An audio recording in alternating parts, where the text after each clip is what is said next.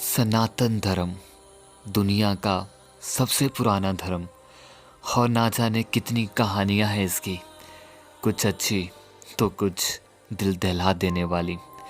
तो आज मैं आपको सनातन धर्म पर हुए अत्याचार की एक ऐसी दर्द भरी दास्तां सुनाऊंगा जिसको सुनने के बाद आज आपका दिल भी आंसू से भर जाएगा।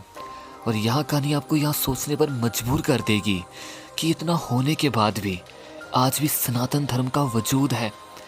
आपको गर्व होगा अपने पूर्वजों पर जिन्होंने ढेर सारे अत्याचार सहते हुए भी अपने धर्म का साथ नहीं छोड़ा और बुराई से लड़कर अपने धर्म और अपने वजूद की रक्षा की।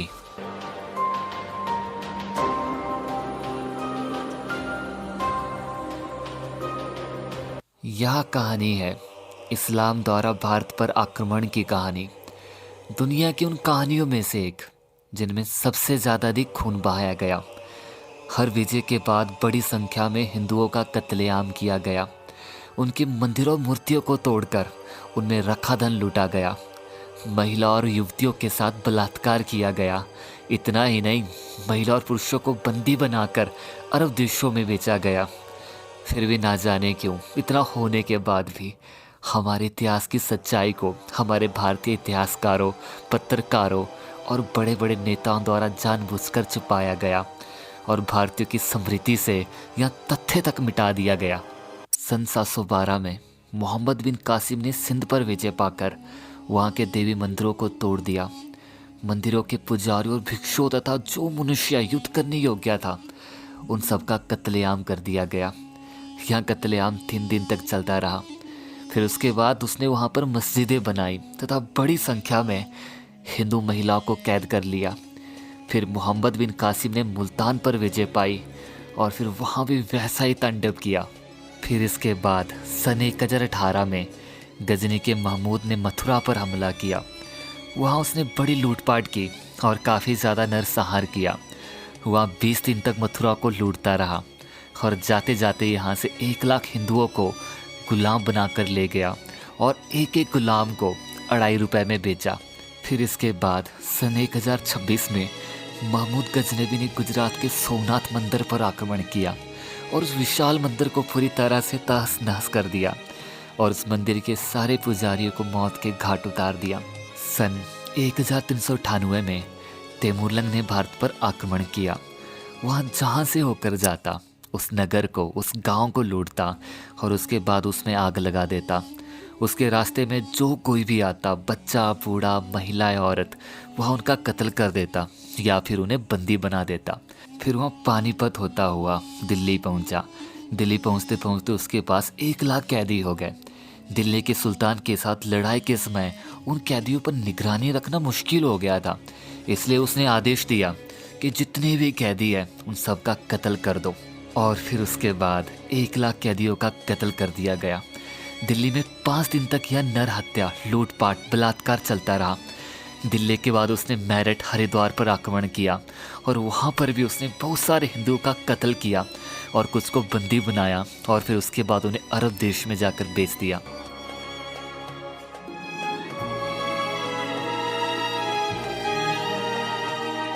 अफगानिस्तान में भी सन 1000 में बहुत सारी हिंदू जनता का कत्ल कर दिया गया था।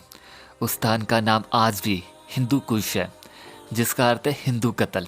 मध्य भारत में बहमनी सुल्तानों ने एक नियम बनाकर रखा था कि हर साल 1 लाख हिंदुओं को मारना है और इस बात का सबूत यहाँ से मिलता है।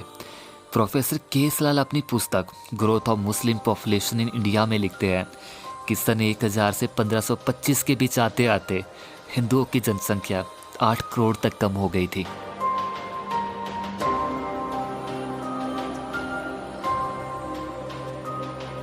मुस्लिम शासकों ने जब यहाँ देखा कि भारत के सारे हिंदुओं को मुसलमान ही बनाया जा सकता तो इन्होंने हिंदुओं पर एक विशेष रूप से कर लगा दिया जिसका नाम था जजिया कर, जो हर हिंदू को देना पड़ता था। सन 1394 में कश्मीर पर सिकंदर का शासन हुआ। उसके बाद उसने यह घोषणा करा दी कि मेरे राज्य में जितने भी हिंदू हैं उन्हें इस्लाम स्वीकार करना पड़ेगा अथवा मेरा राज्य छोड़कर जाना पड़ेगा। फिर इसके बाद जिन्होंने इस्लाम को स्वीकार नहीं किया और अपना घर भी नहीं छोड़ा उन सभी का कत्ल कराया गया। लारेंस नाम के एक लेखक ने लिखा है कि 2500 तलवारें नित्य 7 घंटे चलकर भी 19 दिनों में भी अपना काम पूरा न कर सकी। निहत्थे हिंदुओं को गाजर मूली की तरह काटा गया। और तो और छोटे छोटे बच्चों को भी नहीं छोड़ा गया। और तो लड़कियों के बलात्कार के बाद उनका कत्ल कर दिया गया। जब चित्तौड़ पर अकबर का अधिकार हुआ तो उसने उसे पूरी तरह से ध्वस्त करने का आदेश दे दिया। 30,000 निहत्थे हिंदू बच्चे, बूढ़े, युवा, महिलाएं, पुरुष सबको मारा गया। अकबर ने थानेसर में अपनी सेना भेजकर हिंदुओं, विद्वानों, सन्यासियों, तीर्थयात्रियों सबका संहार भारी मात्रा में करवाया। प्रयाग, काशी में भी हिंदुओं के मंदिरों को तहस नहस किया गया। डॉक्टर हरराम गुप्ता लिखते हैं, सन 1668 में मुगल बादशाह औरंगजेब के द्वारा हिंदुओं के सारे उत्सव, उनके मेले बंद कर दिए गए।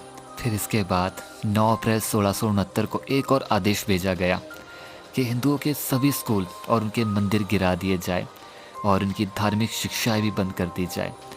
फिर इसके बाद जनवरी 1669 में मथुरा का सबसे बड़ा मंदिर केशव राय नष्ट कर दिया गया तथा मथुरा का नाम इस्लामाबाद रख दिया गया। फिर इसके बाद सन 1671 में सरकारी नौकरी पर लगे सभी हिंदुओं को हटा दिया गया और एक नया कानून बनाया गया कि सरकारी नौकरी पर सिर्फ मुसलमान ही काम कर सकता है। फिर इसके बाद जो हिंदू मुसलमान बन गए उन्हें वजीफे, सरकारी नौकरियां, काफ़ी ज़्यादा सुविधाएं दी गई। और इसके बाद भी जिन हिंदुओं ने इस्लाम धर्म को स्वीकार नहीं किया उन्हें काफ़ी ज़्यादा सजाएं दी गई। तो ये वीडियो हिंदू धर्म पर हुए अत्याचारों की बस एक छोटी सी कहानी है। और ना जाने अभी कितनी ढेरों सारी हज़ारों कहानियाँ अभी और भी बाकी है।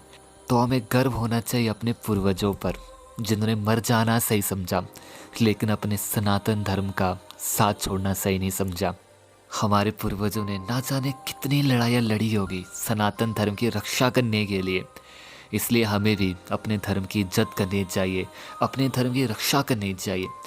मेरा ये वीडियो बनाने का मकसद नफ़रत फैलाना नहीं है, ना मैं ये कहता हूँ कि तुम किसी इंसान से नफ़रत करो। नहीं यार, हमारा सनातन धर्म हमें सिखाता है कि तुम हर इंसान की इज्जत करो, चाहे वह इंसान कोई भी हो, तुम सबकी इज्जत करो।